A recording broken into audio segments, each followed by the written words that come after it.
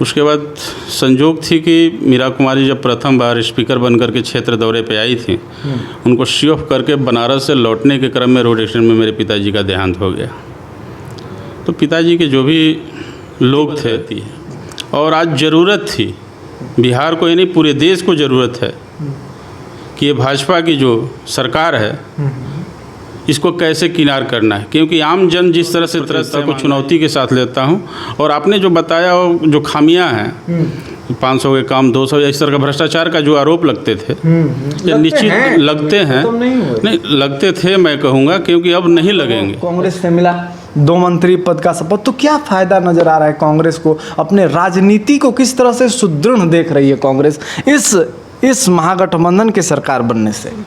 सुर्खियों में आई थी कि महागठबंधन का सरकार आया और यहीं इसी पटना में किसी छात्रा को गोली मार दिया गया, तो लोगों ने कहा कि अब जंगल राज चालू हो गया, और आप सुदृढ़ता की बात कर चाहता हूँ कि आज जो चैनल हैं, जो भी नेशनल चैनल हैं, वो सभी गोदी मीडिया बन चुके हैं। जो वो कहेंगे वही ये दिखलाएंगे, वही करेंगे। इससे पहले आपने देखा होगा, मैं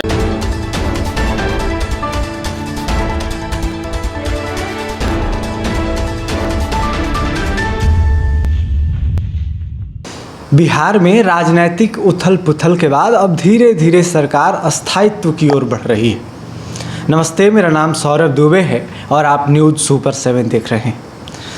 महागठबंधन की सरकार बिहार में आ गई है और अस्थायित्व मैं इसलिए कह रहा हूं क्योंकि मंत्रिमंडल का भी गठन हो चुका है, अलग अलग लोगों को विभाग दे दिया गया है। इस वक्त हमारे साथ जो मौजूद हैं अतिथि के रूप में, वो पंचायती राज के मंत्री मुरारी प्रसाद गौतम जी हमारे साथ मौजूद हैं, जो कि चेनारी विधानसभा के विधायक भी हैं। बहुत बहुत स्वागत है सर आपका हमारे चैनल पे। जी धन्यवाद। और पूरे चेनारी विधानसभा की जनता की ओर से बहुत सारी शुभकामनाएं, क्योंकि जब हमारी माइक उनके यहाँ पहुँची, उनकी उम्मीदें थीं कि भाई चेनारी विधानसभा से कोई अब तक मंत्री नहीं बना, हमारे जो विधायक हैं वो सक्षम हैं, उनको मंत्री बनाया जाए। हमारे ही चैनल से आपकी जनता ने ये आवाज़ उठाया था, तो उन सबों की ओर से आपको ढेर सारी शुभकामनाएं। चलिए, मेरे तरफ से भी चेनारी विधानसभा के तमाम मतदाताओं और वहाँ के आमजनों का मैं अपने तरफ से हार्दिक अभिनंदन करता हूँ और स्वागत करता हूँ। और सबसे बड़ी बात है कि जो आज गवर्नमेंट बनी है जी, बिहार की जो सरकार है, महागठबंधन की जो सरकार है, इसमें हमारे नेता, हमारे दल के राष्ट्रीय अध्यक्ष माननीय सोनिया गांधी, राहुल गांधी जी, हमारे मुख्यमंत्री माननीय नीतीश कुमार जी, डिप्टी सीएम तेजस्वी जी, और हमारी नेता, हमारी क्षेत्रीय नेता, राष्ट्रीय नेता मीरा कुमार जी, पूर्व लोकसभा अध्यक्ष जी का मैं धन्यवाद आपके चैनल के माध्यम से धन्यवाद ज्ञापन करना चाहता हूं कि उन्होंने मेरे ऊपर भरोसा जताया और क्षेत्र की जनता की जो उम्मीद थी, जो मांग थी, उनको हमारे नेताओं ने सुना और मुझे आज पंचायती राज विभाग का मंत्री बनाया। इसके लिए मैं अब तमाम जनता और अपने सभी नेताओं का आभार प्रकट करता हूँ। बिल्कुल, शुभकामनाएं और उम्मीद, ये बड़ी गजब की चीज़ें हैं। शुभकामनाएं देने के साथ साथ उम्मीद का एक बंधन भी बांध दिया जाता है। तो बहुत सारा उम्मीद है कि भाई मुरारी प्रसाद गौतम जी पंचायती राज व्यवस्था संभालेंगे। तो क्या प्लान है आपके मन में? क्योंकि बहुत बड़ा आरोप लगता है बिहार के पंचायती राज पे कि यहाँ पे भ्रष्टाचार बहुत होता है। जो पंचायत स्तर पे हैं, जो मुखिया जी लोग हैं, जो सरपंच हैं, अभी कल ही हमारे चैनल पे आप सुन रहे थे कि 500 रुपया लगता है, 200 में हम काम कर देंगे। हम लोग अक्सर ये खबरें चलाते हैं। तो इन चीज़ों पे किस तरह से मुरारी जी अंकुश लगाने का आप काम करेंगे? देखिए, पंचायती राज के बारे में मैं आपको बता दूं जी। पंचायती राज की शुरुआत जी हमारे नेता स्वर्गीय राजीव गांधी जी ने ही पंचायती राज को सशक्त और धारदार बनाया था। उन्हीं के कार्यकाल में पंचायती राज की शुरुआत हुई थी। तो निश्चित तौर पे मैं भी कांग्रेस से बिलोंग करता हूं, तो हम लोगों का जो मोटो रहा है, हमारे नेता का जो एम था, उसे पूरा करना हमारी प्रतिबद्धता है और मैं निश्चित तौर पे उस प्रतिबद्धता को चुनौती के साथ लेता हूं। और आपने जो बताया वो जो खामियां हैं, 500 के काम 200 या इस तरह का भ्रष्टाचार का जो आरोप लगते थे, ये निश्चित लगते हैं, नहीं लगते थे मैं कहूँगा, क्योंकि अब नहीं लगेंगे। अच्छा, भ्रष्टाचार जो होते थे, कहीं ना कहीं जो गवर्नमेंट थी वो दोषी थी, भाजपा की गवर्नमेंट जो थी बिहार में, भाजपा के साथ अलायंस जो गवर्नमेंट था और भाजपा के मंत्री थे, उनके कार्यकाल में आरोप लगते थे, अब नहीं लगेंगे। क्योंकि इसके लिए हम लोगों ने, हमारे विभाग ने निश्चित तौर पे रोड मैप तैयार कर रखा है। उसकी भी जानकारी मैं आपको अगले बार डिटेल्स दे दूंगा। हम लोगों ने रोड मैप तैयार कर रखा है, ऐप के माध्यम से हम लोगों ने सारी चीज़ें ऑनलाइन व्यवस्था कर रखा है कि हमारे किस पंचायत में, किस गांव में, किस वार्ड में कौन सी योजना चल रही है, उसकी स्थिति क्या है, वो कब बना, फिर उसे कब बनना चाहिए, कब मेंटेनेंस होना चाहिए, ये पूरी जानकारी एक ऐप के माध्यम से पूरे बिहार में एकदम क्लियर कट रहेगी। और उसका कोई पासवर्ड, कोई कोड नहीं होगा, आम जन तक दे सकते हैं उसको। तो आने वाले समय में मैं आपको उसके बारे में विस्तृत जानकारी दे दूंगा। निश्चित तौर पे जो भ्रष्टाचार होते थे वो अब नहीं हो सकते। जहाँ तक रही पंचायती राज के शुरुआती दिनों की बातें, कब शुरू किया गया, इसके लिए एक अलग से हम लोग एपिसोड रखेंगे, आपसे चर्चाएं करेंगे कि क्यों आखिर पंचायती राज को एक अलग विभाग बनाया गया, और इस पर चर्चाएं होंगी। मुरारी जी, एक और मेरा सवाल रहेगा, बहुत सारे लोगों से हमने मुलाकात की, जब सरकार पलटी, जब नीतीश कुमार जी जाकर के मिल गए महागठबंधन में और महागठबंधन का सरकार आया, तो लोगों ने कहा कि इसमें आखिर कांग्रेस का क्या फ़ायदा है। चूँकि आप कांग्रेस से हैं, आप मिल कर के भी आ रहे हैं राहुल गांधी जी से, तो लोगों ने कहा कि गंगा, यमुना और सरस्वती, जैसे सरस्वती का जो यहाँ पर चित्रण है, उसी तरह से कांग्रेस का भी चित्रण है। 2 मंत्री पद आप लोगों को कांग्रेस से मिला, 2 मंत्री पद का शपथ, तो क्या फ़ायदा नज़र आ रहा है कांग्रेस को? अपने राजनीति को किस तरह से सुदृढ़ देख रही है कांग्रेस इस महागठबंधन के सरकार बनने से? देखिए, कांग्रेस कभी अपनी राजनीति की स्थिरीकरण और इस पर विचार नहीं करती है।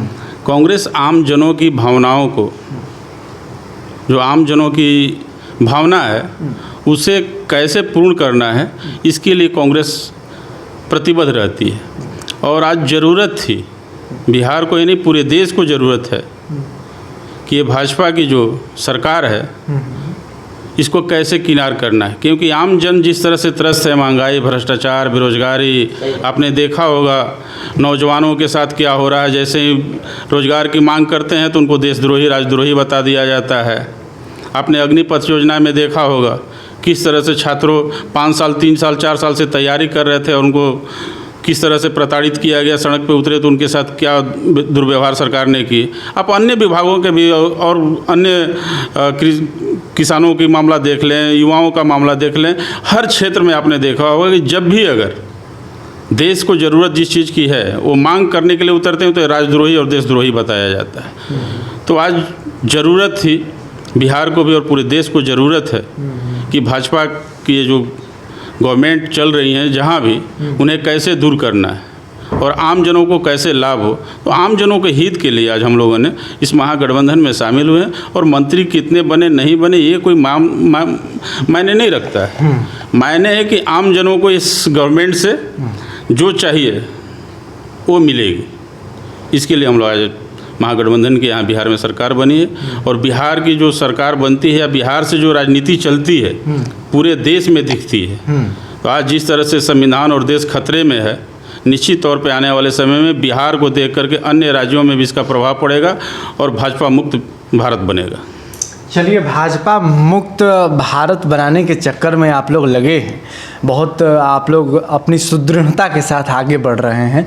कुछ दिन पहले ही एक खबर सुर्खियों में आई थी कि महागठबंधन का सरकार आया और यहीं इसी पटना में किसी छात्रा को गोली मार दिया गया। तो लोगों ने कहा कि अब जंगल राज चालू हो गया, और आप सुदृढ़ता की बात कर रहे हैं। नहीं, देखिए, घटना दुर्घटनाएं होती रहती हैं और ये कोई नई घटना नहीं है। आप इससे पहले भी देख लें। अब मीडिया आज के डेट में गोदी मीडिया बन चुकी है।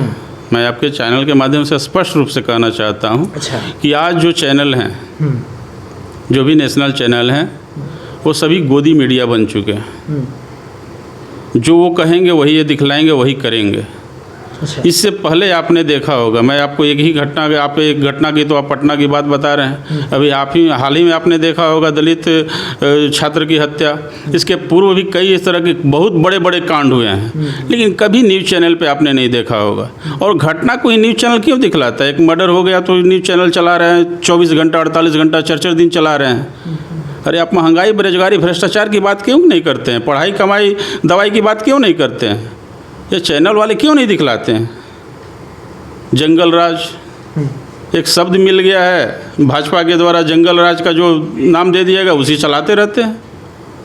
इस सरकार में और भी चीज़ें हो रही हैं और इस सरकार में बहुत कुछ अच्छी चीज़ें होंगी जो आम जनों के लाभ के लिए होगा, आप उसे दिखलाएं। बिल्कुल।